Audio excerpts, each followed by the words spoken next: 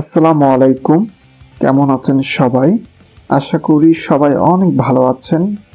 আমি জাফর আছি আপনাদের সাথে। আজ আমরা একটি ট্রেড নিয়ে আলোচনা করব। ট্রেডটি নেওয়ার পিছনে কারণগুলো কী কী ছিল এবং আমরা আরও জানবো ডেল্টা রিভার আসলে কতটা কার্যকরী। আজকের ভিডিওটা একটু লম্বা হবে, আশা করি সবাই ধৈর্য ধরে দেখবেন। আমি যখন ট্রেডটি নিয়েছি তখন আমার স্ক্রিন রেকর্ড চালু ছিল। আমি অনেকক্ষণ যাবৎ মার্কেট দেখতেছিলাম, কিন্তু মনের মতো ট্রেড এন্ট্রি পাচ্ছিলাম না। অবশেষে একটি এন্ট্রি পেয়েছি এবং সেখানে ট্রেড নিয়েছি।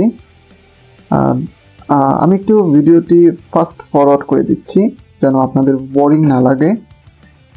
আমি এটি করতেছি কারণ অনেকেই ভাবে আমি মার্কেটে ঢুকে এন্ট্রি নেই।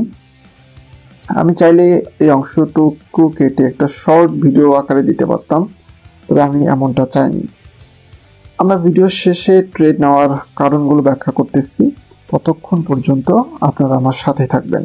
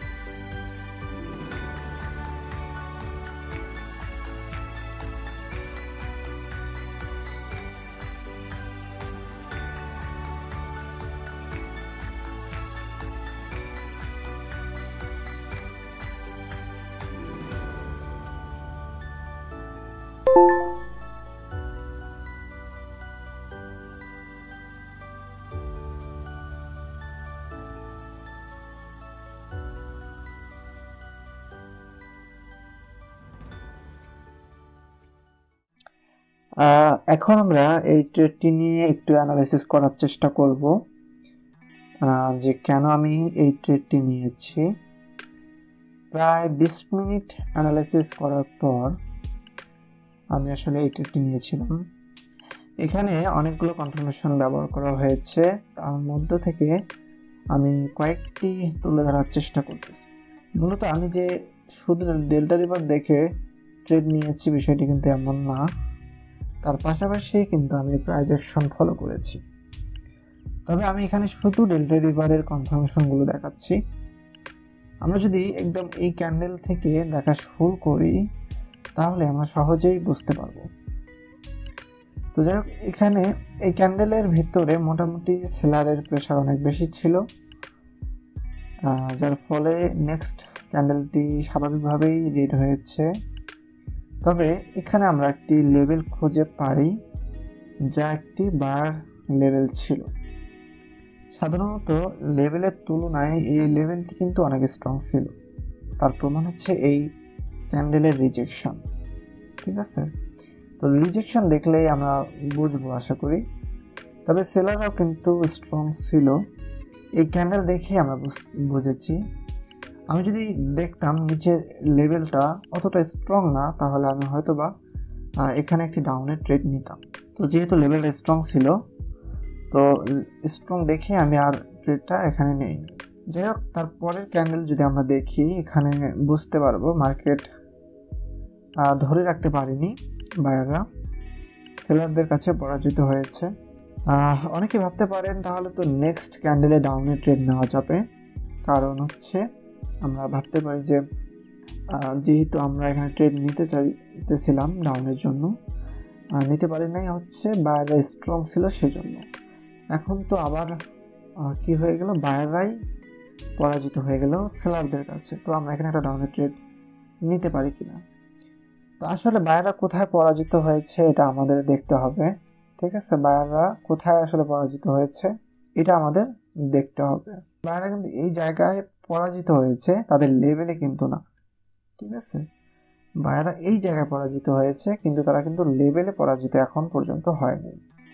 তাই পরের ট্রেডটি আমাদের ডাউনে নেওয়া যাবে না, বা আমরা বায়ারদের পক্ষেও নিতে পারবো না। কারণ হচ্ছে সেলাররাও কিন্তু বায়ার লেভেলকে ব্রেক করতে পারে।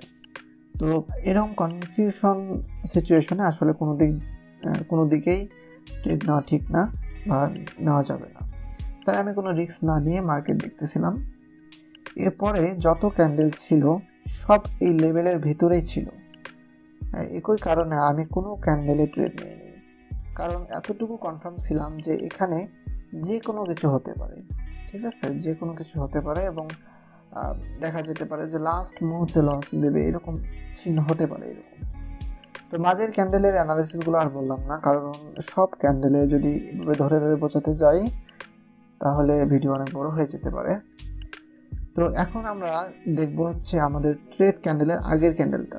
ঠিক আছে, তো এই ক্যান্ডেলটা যদি আমরা একটু দেখি তাহলে আপনারা বুঝতে পারবেন দুই পক্ষের মারামারির পর সেলাররা কিন্তু এইখানে পরাজিত হয়েছে, এবং বায়াররা কিন্তু লেভেলটাকে ব্রেক করতে সক্ষম হয়েছে।